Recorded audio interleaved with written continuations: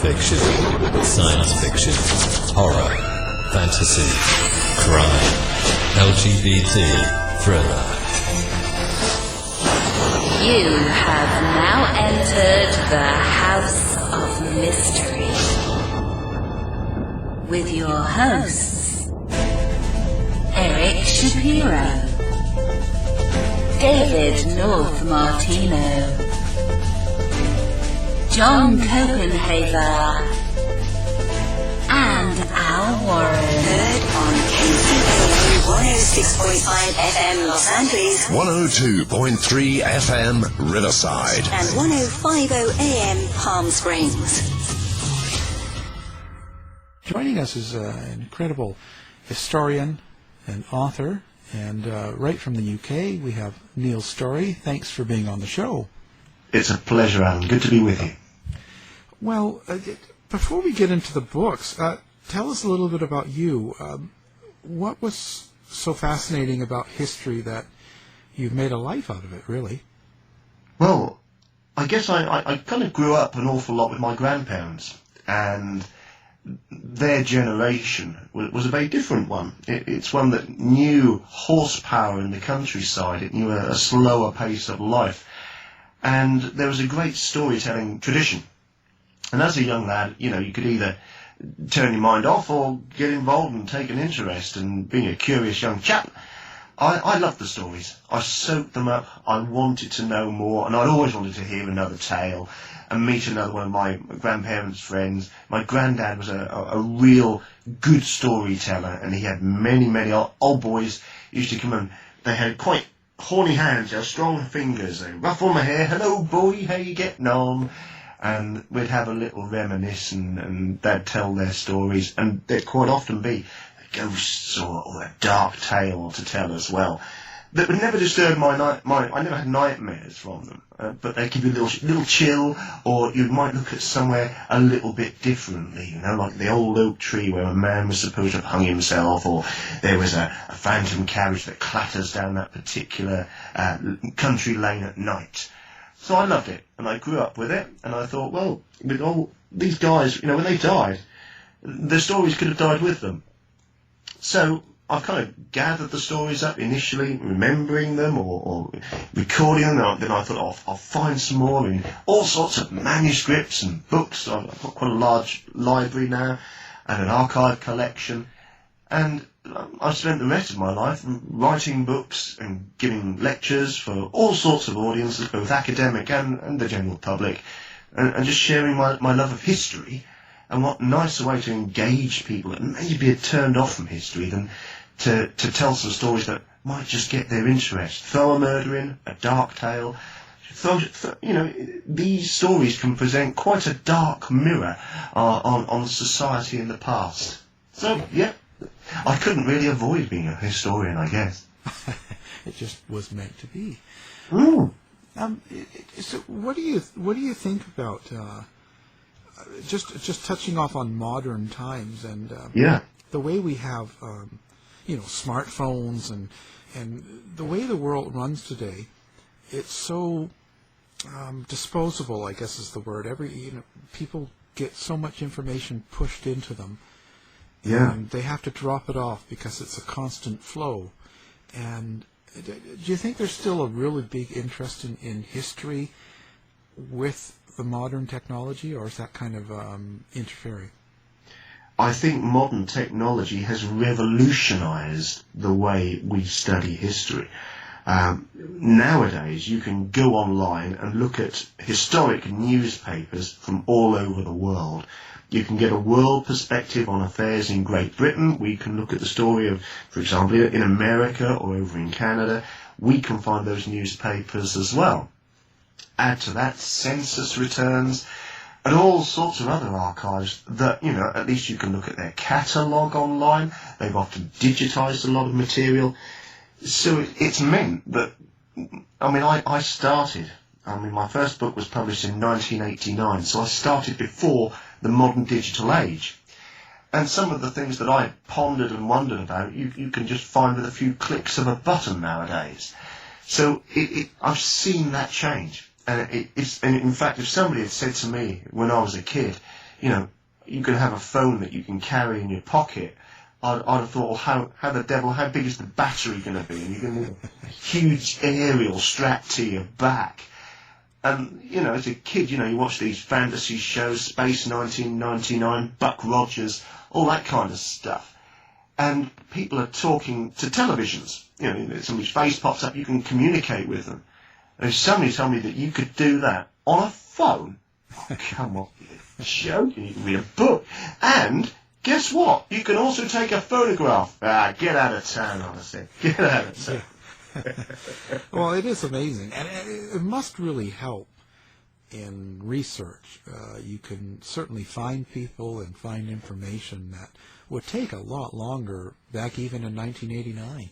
Book Jack the Ripper in the Darkest Sources of Bram Stoker. How did you get any information, or how hard is it to get information from 1880s? Well, I think the basic story of Jack the Ripper had been pretty well documented over the years. When you look back, there's a trail that you can. I don't think it's ever desperately run cold.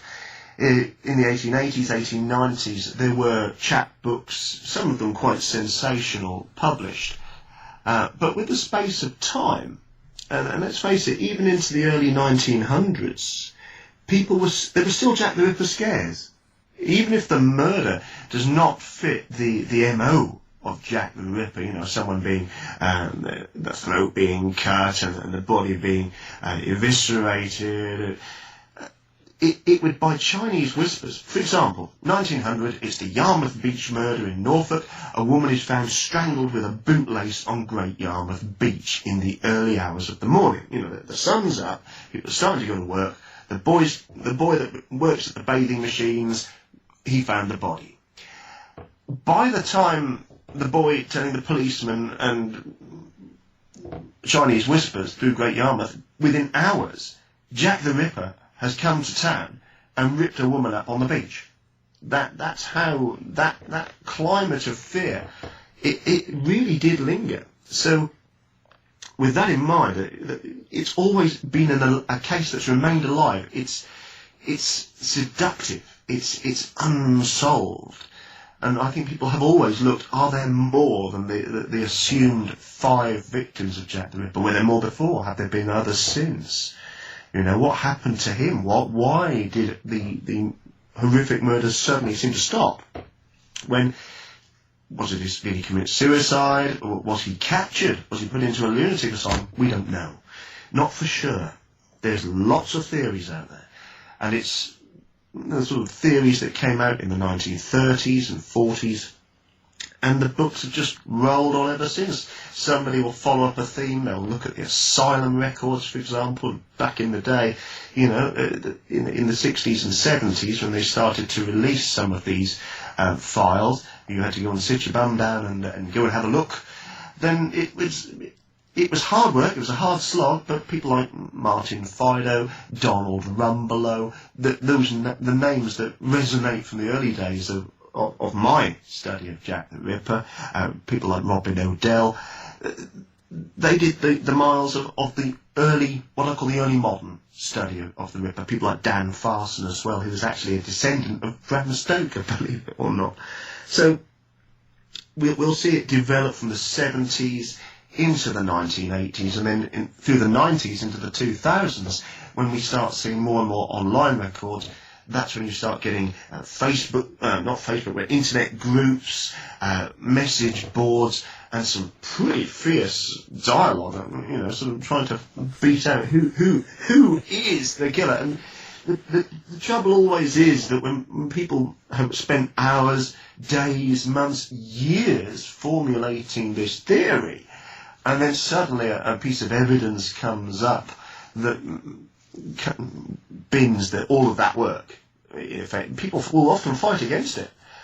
So what we're left with is, it's fiercely contested, it's fiercely thought about. So if you are going to come out with a new theory or new suspect, and to be honest, finding a new suspect isn't that difficult. You can find somebody in the area at the time that could well have a grudge against women, or have some sort of mental illness that has driven them to commit these murders. So it's really, will we ever convict him? I don't think we can do it. But I think the conjecture's just going to keep on rolling. What's the fascination with people like Jack the Ripper? What is it specifically about that case, and not all the other murders that have happened over the time, that it's not only, you see, because it's not only something that people are talking about, but we're still making movies about. We're still writing books, and there's still big conversations. You know, was Jack the Ripper a man? Was there just 5 victims? Was the shawl that was discovered? You know, it's constant, and it's a big stir every time it happens.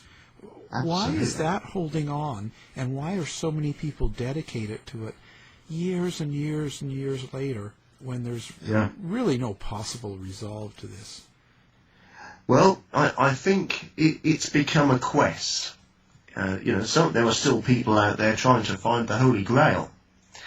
So if you are armed with a case, the greatest murder case of all time, then you set that case in the, now I'm going to use the term, the foggy streets of London. You know, the moonlight is there, the gas lamps. That's all very stereotypical. It plays well on screen. And in fact, the truth is there was no fog on the streets of London when Jack the Ripper struck. And there were moonlit nights, there were gas lamps, but there certainly wasn't the swirling fog that you see in so many of the films. But if you think about the image, it's iconic. It's the sound of the footsteps on cobbles, the hiss of the gas lamps. Everybody I know, at least, they've sat down and watched a film about Victorian Britain. It transports you to a very different time. And I think that's very seductive. There are many romance novels set in that time period. And I think some people will always be drawn to the darker stories. And let's face it, Jack the Ripper is the darkest of stories of Victorian London in the entire Victorian age. And it's a mystery. And then add on to that some of the suspects that have come forward that popular misconceptions of the story, they won't die. The minute that you combine these horrific series of murders with royalty, and let's face it, we've had Prince Albert Victor, the Duke of Clarence, a grandson of Queen Victoria. The minute you start connecting royalty, well, as you will know, audiences all over the world are fascinated with the British royalty. You involve them in a murder. My God, that is uber seductive. And then you get a few films going on with a very attractive victims. Only one of Jack the Ripper's victims was in her 20s. That was a girl that is recorded in history as Mary Jane Kelly, a very mysterious character to say the least. But all of the other women, they're middle-aged. And, they were not the belles of the ball. They're often depicted in films. These are, and something I would like to say, Alan, that why was there this terror on the street? And it's something people don't often think about. But the East End was incredibly hard up. People couldn't afford to eat properly. They really couldn't afford to. They're desperate. They're picking food up off the floor. That's what the roads often look very, you'd expect them strewn with rubbish. They weren't. People would be picking it up and recycling it, and they'd certainly pick up food. They would eat mouldy loaves of bread. They would go to cake shops. They'd send the children out early in the morning to go and get stale cakes. They would go to the butcher and get trimmings so that they could cook something for the old man's breakfast in the morning. There's horrific domestic violence going on in the East End as well. It's a horrible, squalid area. But the strange thing is, next door to that, on Whitechapel High Street, you can find some very affluent people who are surgeons. So you've got this incredible mix and blend of people. But those who were hardest up, these women, they were often referred to as unfortunates. And the tragedy is that you could be running along quite nicely in life, getting by, but your husband leaves you, or he passes away, you've got children to support, or you've just got yourself into a terrible mess, you're on the street. And, you know, a lot of these women were not regular prostitutes, but occasionally they would turn to it in desperation, or some of them, you know, it's a bit like drugs today, because they really want a drink, they need that fix of a gin, they would sell their body to get that, and then spend the night in, probably, they used to call it leaning on the rope, or you know, there's a phrase like asleep on a rope edge, because you'd all be packed into a room standing up, and they'd put a rope across the front of you, and those nearest the rope would hang over that, the rest would hang over the person behind. It was terrible. So, with that in mind, with these women driven to sell themselves on the streets, it struck terror into the hearts of anybody there, any woman there, because it could have been them. On that one night when they had to walk the street, it could have been them. So we're talking about a very, very powerful, popular memory, a popular psyche. And of course, anybody going to London at that time, my great-grandmother was training as a midwife, and she went down to London, and she came back with stories when the family were pressing. You know, have you seen Jack the Ripper? Oh yes, I've seen him. We've all seen him. He lurks around in the shadows after dark, and his eyes burn like coals of hell, and you don't go anywhere near him. So whether they saw him or not, you know, people are coming back with these tall tales. So, you know, with all of that autumn of terror that literally gripped London and the rest of Great Britain, if you think of serious murders, they can certainly make people think twice before going out of a night time, even if they're many, many miles away from where that took place. So there are so many factors that will mean that Jack the Ripper, his crimes and times, and a fascination in them, it's going to last forever. It really is. Yeah, I think that it's important to look back at the time and what was going on and what people were feeling and what life was like.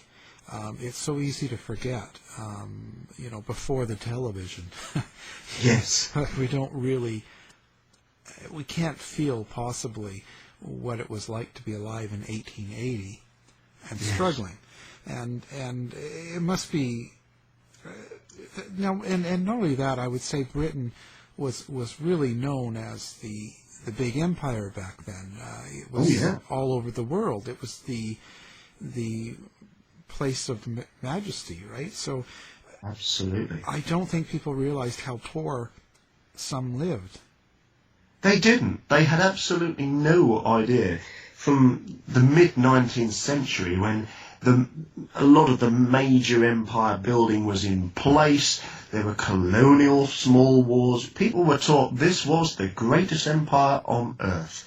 An empire so vast, they used to say the sun never sets on it, because at somewhere on the world, around the world, at some point in the day, there's always sunlight on the British Empire. That's how vast it is. Children going to school are taught the 3 R's, reading, writing and arithmetic, and they are taught every day to salute the flag, and in most classrooms there would be a picture of Her Majesty Queen Victoria gazing down majestically upon you. And then all of a sudden, these crimes in the East End of London are splattered across, well, what had emerged? It was the emerging gutter press. And these were newspapers where you didn't need to read them, because papers like the Illustrated Police News have lurid depictions of the murders, quite graphic ones, that you could easily access, you could easily see them. Very few of those newspapers survive today because they were made on very friable newspaper, if you ever hold one. With time, they've gone very brown and they've gone very brittle, so they disintegrate easily. But at the time also, so many people were fascinated with those pictorial papers that's why they just fell to pieces with people looking at them. But, you could get a few drinks in the pub if you walked in with the latest news of the Whitechapel horrors. Now, how is it that you tied Dracula, as it were, to Jack the Ripper? Well, it's a very interesting case. I'm not trying to say that Bram Stoker knew Jack the Ripper, but I think he believed he had an idea who he was. Bram, in all of his books, and you have to remember, he didn't just write Dracula. He wrote Seven Stars, which is the first modern novel, really, that has a mummy as a moving monster. He has given that genre to us too. He was a remarkable man that had been writing for quite a lot of years. And Bram Stoker was the acting manager at the Lyceum Theatre in London, England. He idolised the greatest actor of the day, which was Sir Henry Irving. Sir Henry was the first actor to receive a knighthood, so he was very well regarded. The theatre was the highbrow theatre of London, was the Lyceum. And Bram, he was born over in Ireland, and he'd given up his career in the civil service to follow the dream, really. He'd met Sir Henry, when Henry Irving was just plain Henry Irving, when Bram was a theatre critic, part-time theatre critic, and full-time civil servant over in Ireland, and he was absolutely entranced with him. So he followed the man. When Irving takes on the theatre, takes on the licence of it, he becomes this remarkable acting manager. And he would be the guy that would look after the stars. He would be Mr. Front of House. Bram was a tall, powerfully built man. He had ginger hair and a rich Irish brogue, but with a very educated tone to it. They used to say that he had the smile of Machiavelli and the paw of Hercules. He was well loved. If you were a friend of Bram, you would be a friend with Bram for life, no matter how many years you were apart. Now, through that incredible connection, when all of the great and the good would love to come and see highbrow theatre, this includes people like the Prince of Wales. It includes royal family members. It includes leading politicians, including the Prime Minister, would come and have their box at the Lyceum Theatre. One night, Thomas Henry Hall Kane comes along. Now, at that time, he was just an aspiring author, really. He'd got a few books under his belt. Hall Kane went on to become the first man to sell 1 million books in the English language. And we've almost forgotten him. Most people have never heard of him, if we're really honest. It's because his books do not really translate for modern audiences. They're often love triangles, or quite religious in their nature, or quite peasant-like tales of peasants on the Isle of Man that would be seen as rather trite or twee to modern audiences. But the Victorians, in the same way that they loved a Landseer painting, a sentimental painting of dogs and that kind of stuff, they loved Hall Caine. But in those early days, when Bram was this acting manager, Hall Caine is just starting out. Caine writes to Sir Henry and said, "Look, I'd love to come to a performance, love to see you act." I think he'd seen Irving a few times before. So you can imagine, when two uber fans of one hero meet, both these men adore Henry Irving, admire him immensely. One of two things is going to happen. The two will either get on and become the best of friends, or they're going to hate one another. And Bram and Hall Caine became the best of friends, the firmest of friends, to the degree that they'd go away and stay together. And even when Hall Caine was a dreadful hypochondriac, he lived at Greeba Castle on the Isle of Man, and even when Bram was seriously ill in the early 20th century, he died in 1912. Just a year or so before he died, Hall Caine is saying, "Oh, I'm on my deathbed." Bram's ill, but he still makes the journey to the Isle of Man to be by his friend's side. That's a mark of the man that was Bram Stoker. So how do we connect the Ripper? Well, it took a lot of years of research, and it took 10 years of waiting, because in about, I guess it had been about 1999, I became aware that Hall, Kane and Bram were friends, and I think not long after that, Stuart Evans, who was a remarkable Ripper historian, he's a real crime historian, but he's certainly known for his work researching Jack the Ripper and his discovery of this letter that has become known as the Little Child Letter, in which it names a dedicatee.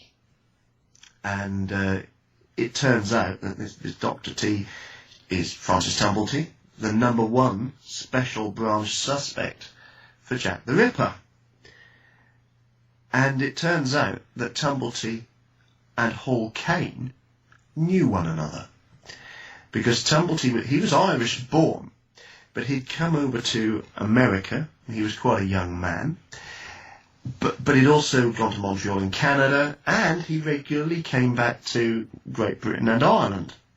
So Tumblety's an everyman, and why did he do that? Because he would upset so many people where he was, because he had this thing called a pimple banisher, which is advertised in Harper's Magazine during the Civil War. It's when he made his serious money.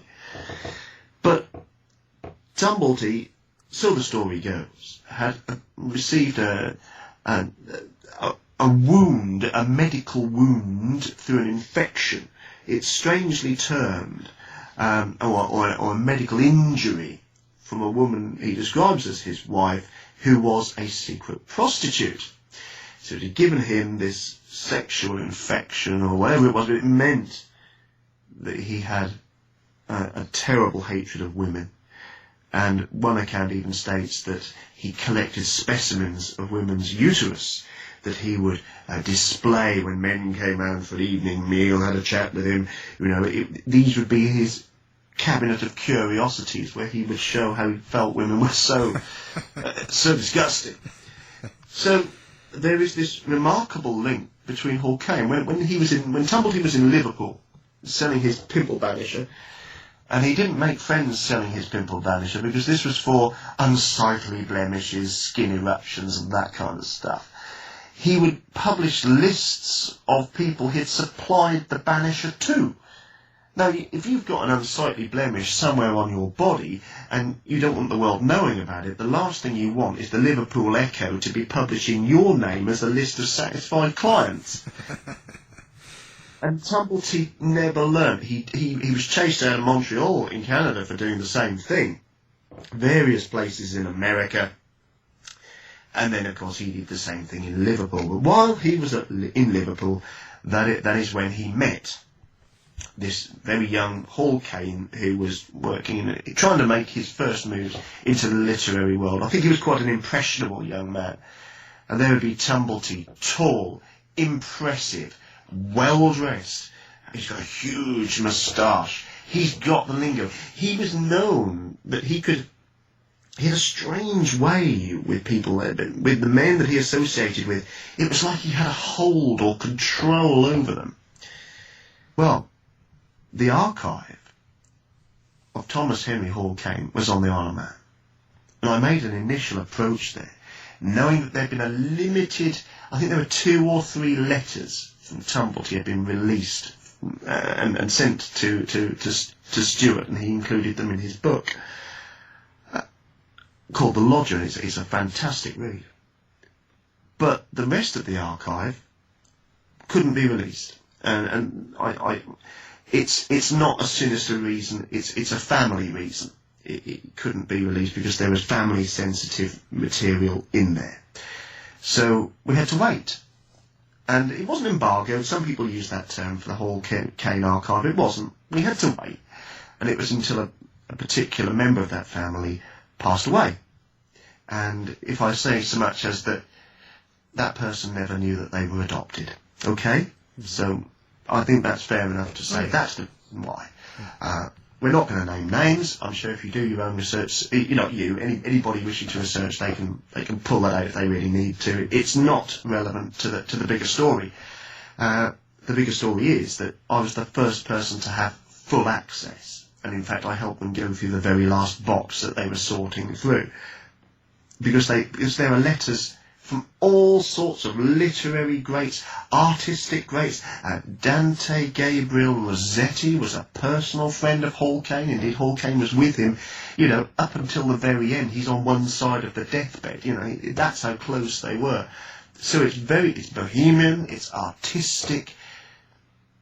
And in these letters, I never expected to find over 30 of them, plus telegrams, plus Tumblety using assumed names to send threatening telegrams to Hall Caine when he didn't do what he expected, or thought, Tumblety would expect him to sell his personal stories, and he was a very, very manipulative man. And if Hall Caine didn't do his bidding, then he would get nasty, and you can see it in these letters. I personally think that there were more letters. I really do. But in publishing them, you can see Francis Tumblety's got a real hatred of women. He's got a real hatred of women of the prostitute class. It comes out there. And I thought, well, people are going to wonder, is this the real deal? Because quite often his handwriting would change. We know that he did dictate some of the letters as well. But I was very fortunate to get in contact with Ruth Myers. Now, she is a forensic document examiner. Now, that's not a graphologist. She works in modern-day law courts, in some pretty serious and notorious cases on both sides of the Atlantic. She's a genuine expert, and I said to her, look, would you mind having a look at these? And, is it the hand of the same man? Can a man change his handwriting to this degree? And, if you were presented with these letters, how would you, write your report for the court?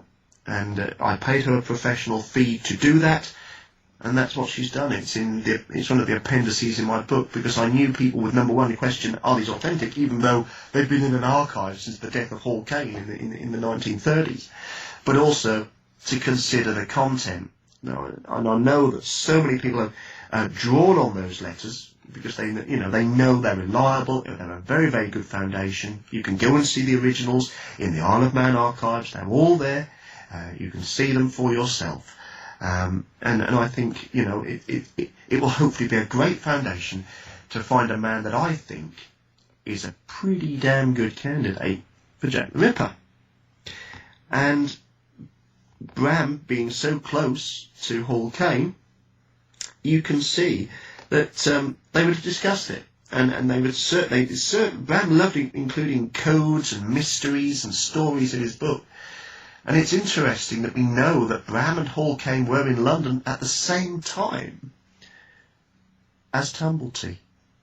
And if you read your Dracula, you will see that Jonathan Harker he spots Dracula in the UK for the first time in Piccadilly Circus, which was a well-known homosexual cruising ground. That's why they had this, around the statue of Eros in the Victorian age.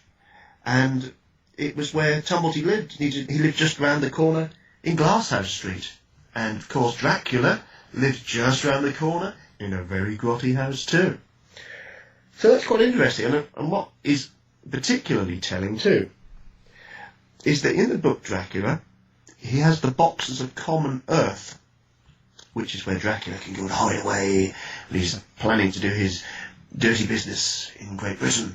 And one of the boxes is hidden on Chicksand Street, which is in the very heart of the East End.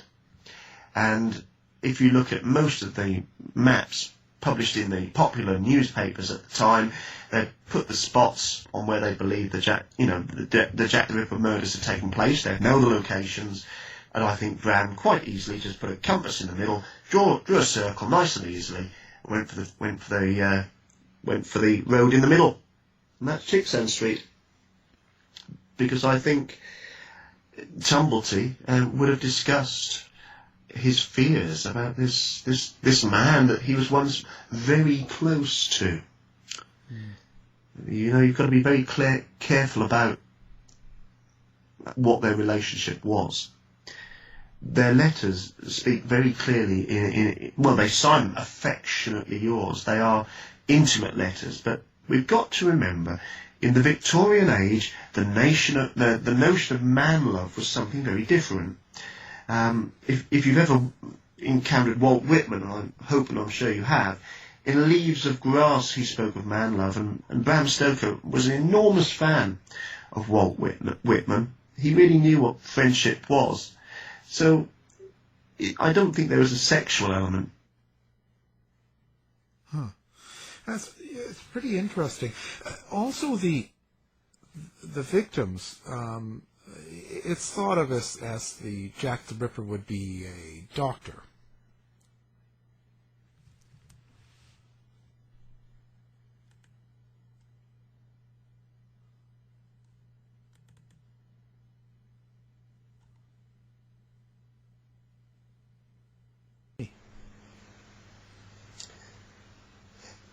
So you understand that with Bram Stoker and Hall Kane, they were more than friends. Now, it's very difficult to, and not right to use the word that words or a description of it being a homosexual relationship, in that there was any type of sex involved.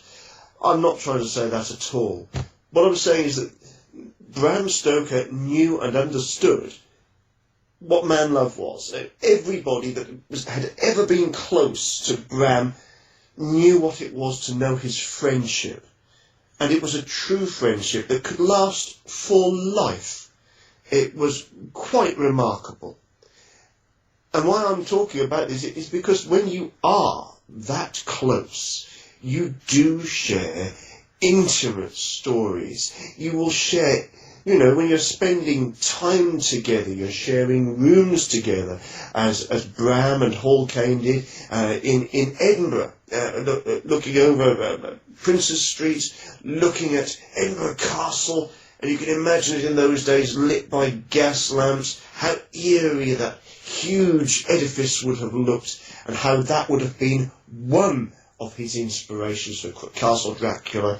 And when they were in that room together, the correspondence is quite clear. Hall Kane wrote back to his wife saying, "Yes, it's been a long day today." You know, this is words to the effect, and I'm quoting here. He said something like, "Been a long day, and Bram Stoker has been dictating. He'd been reading and speaking and thrashing out these wonderful ideas for Dracula," which is why you see a second-hand writing on the manuscript. It was never passed to anybody else. They were writing it together, and I'm very proud to say that that's something I brought that was brand new to the Bram Stoker table, thanks to the remarkable correspondence between Bram and Hall Kane. So, when you think about this closeness, they're writing together. You think of they used to call it the Beefsteak Club at the Lyceum Theatre, where all the great and the good would go to tell their stories and enjoy the company of Sir Henry Irving, to enjoy Ellen Terry. But as the night went on, Ellen and the women would go, and you would end up with just people like Bram Stoker, Henry Morton Stanley, Richard Burton the explorer, all of these people that would bring alive stories of their experiences, their adventures. And it wouldn't surprise me at all that the man, Francis Tumblety could tell remarkable stories. And maybe he even inveigled himself into the circle of the Beefsteak Club and came along on one night. Whether that happened or not is very much speculation.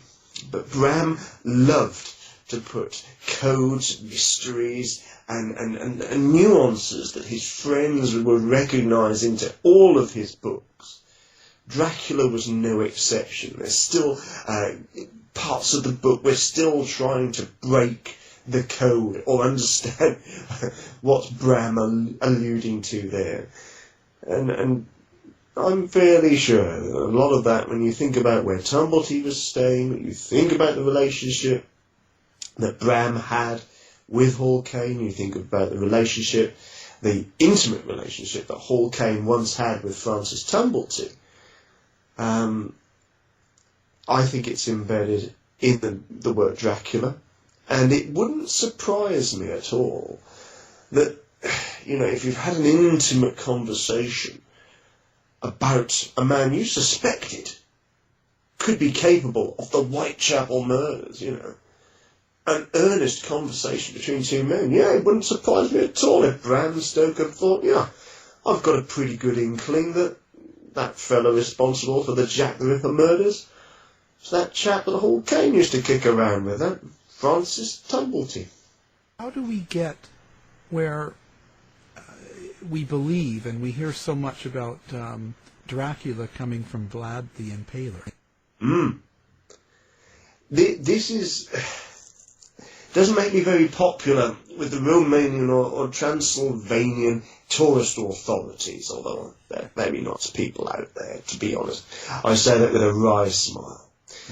But having read and discussed the notes for Dracula with wonderful Dracula historians like Elizabeth Miller and Robert 18 Bysang, people I have enormous respect for, and having read them for myself, there is no reference at all in any of the surviving notes for Dracula that mentions Vlad Tepes. There is no woodcut or illustration mentioned, and Bram was pretty darn good at noting down.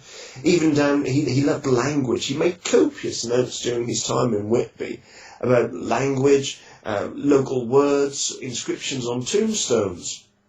So if he had encountered some pretty serious material about Vlad Tepes, Vlad the Impaler, then I think he would have made those notes. It would have fascinated him. No, it's from his time in Whitby. He came across Wilkinson's Guide to Wallachia and Transylvania, and in that he found the name Dracula. Dracula was a mercenary, and not a desperately successful one as described in that book. And yes, Dracula does mean it's the son of the dragon and all of these interpretations, but Bram didn't know that. You could see quite clearly he liked the name. Up until that time, he had used the term vampire, spelt Wampir.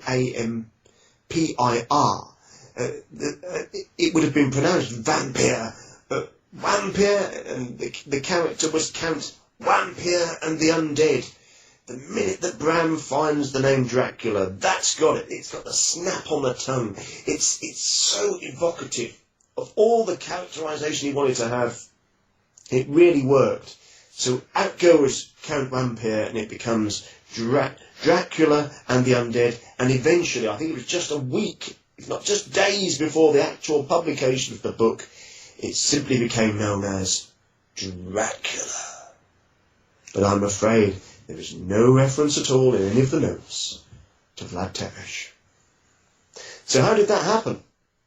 It's an amalgam over the years of people kind of wanting it to be so.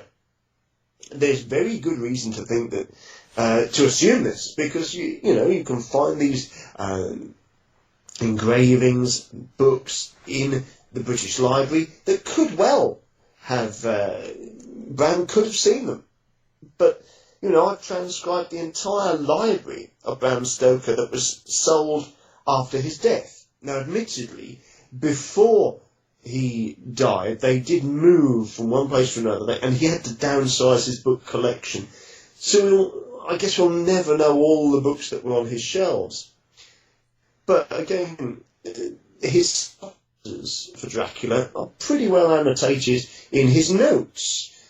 So there's no mention of Tepes in there at all. So I think it's really through the 1960s, 1970s, this really rolled on with the Vlad Tepes research, because at that time there was nothing really to say. Yes, Bram knew about him, or he didn't. You couldn't prove it. So people were following up this. Who was this character? What's his background?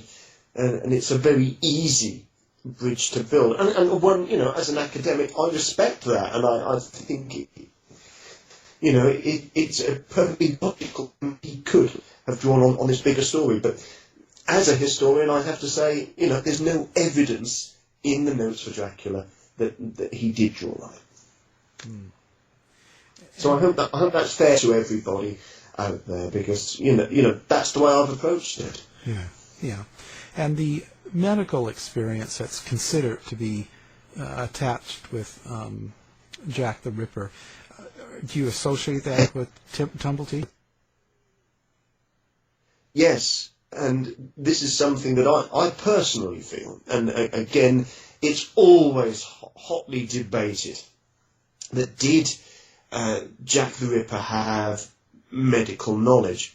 And it's also worthwhile shining a sidelight on this. Another reason for why a lot of people try and dismiss Francis Tumblety, by saying that there's no such thing as a homosexual serial killer of women. Well, I'm afraid they do exist. They're very rare, but they do exist. If you read The Sexual Criminal, which was published by an American doctor, very well respected, Dr. Rivers, in the 1950s, he was examining cases that had taken place in the States, which showed violent destruction of women's bodies by one particular homosexual serial killer.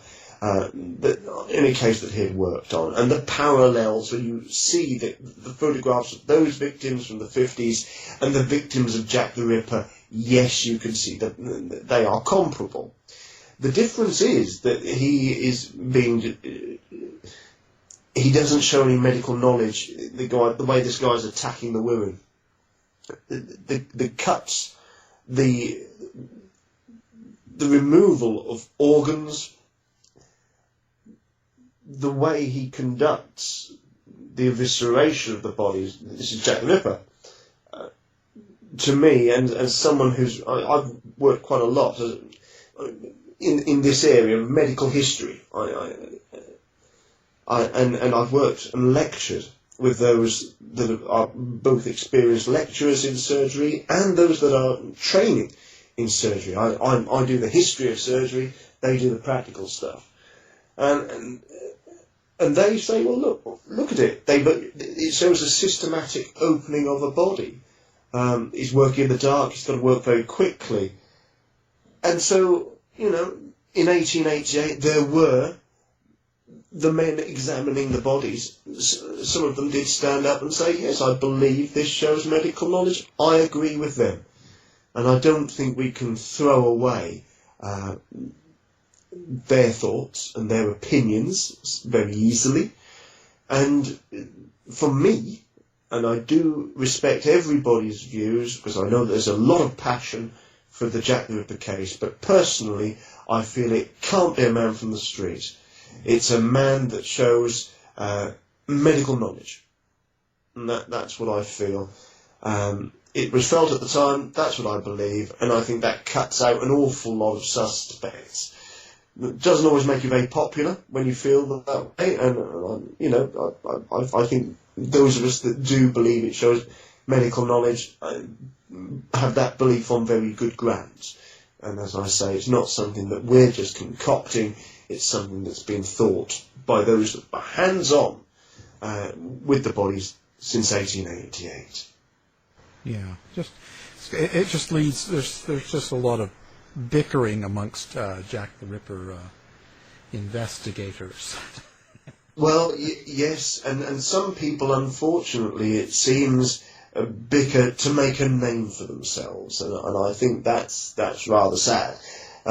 What I feel is that it's a strong topic. I love to read all the different books that put forward these theories, because some of them are very outlandish, and others, people have really thought about it. They've looked at the evidence, they've pulled that in together, they've argued with a passion and with some really good research. And they are the authors that I particularly respect.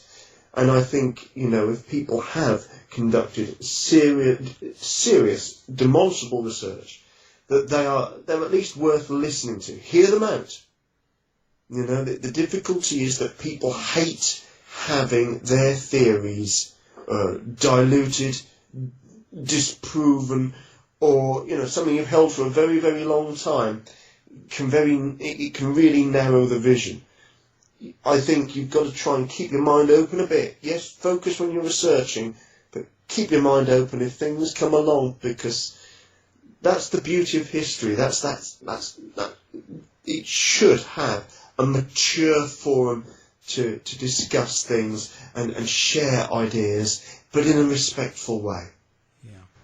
What have you got planned next? What's coming up for you?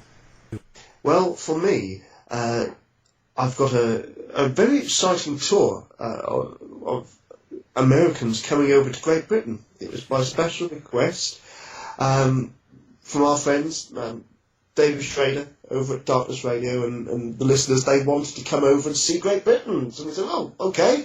And within hours, the thing sold out, and we've had to do 2 now. So there we are, and I'm really looking forward to those guys and gals coming over. It'll be lovely to welcome them and revisit and visit anew some of the most fascinating places of haunted and grim history in Great Britain. For books for me, well, for the next few years, until 2019, I have a series of books about the First World War that I'm writing. The next one is a big project looking at the Tommy, which is the story of the ordinary infantryman. It sounds a strange blend, I know, that I've just been talking about Jack the Ripper, but I'm a social historian. My dates are from 1745 to 1945, and the 3 main strands that I look at are crime, medicine, and warfare, things that have the most dramatic and profound effect on British society. And have shaped the modern world in many ways. You know, those factors made and greatly influenced and changed the course of the 20th century. So they're all strong themes, but for me they are entwined, they're interconnected, they can sometimes be a result of changes in society, and that fascinates me. So yes, social history is connected on all of those levels, and it'll keep me out of mischief till 2019, and then I might well look at a return to crime. I've got some quite intriguing cases that I've been building up over the years. One thing I do own is the only known hangman's scrapbook, and I own that. And that's safely tucked away. That's for a British hangman. There may be one that exists in the States, but a guy called John Ellis was our nation's #1, and this is his very own scrapbook with his handwritten annotations in it. It's filled with fascinating light on some of the most infamous cases. I mean, Ellis is fascinating. He was the man that hanged Crippen, for example, and lots of the early 20th century notorious cases. So, yes, I shall enjoy a return to crime in 4 or 5 years' time. You're just an incredible person to talk to. I just love listening to you. And oh well, it's a real pleasure, and I hope to join you again sometime and let you know about some more grim tales and dark stuff. I hope so. I mean, I love it. We've been talking with the author of Dracula's Secret, Neil Storey. Thank you for talking with us today. It's a pleasure. Thank you. To find out more about our show, guests, or to listen to past shows from our archive, please go to www.houseofmysteryradio.com. Show's over for now. Was it as good for you as it was for me? Well, good night. This has been a production of Something Weird Media. I'll be back.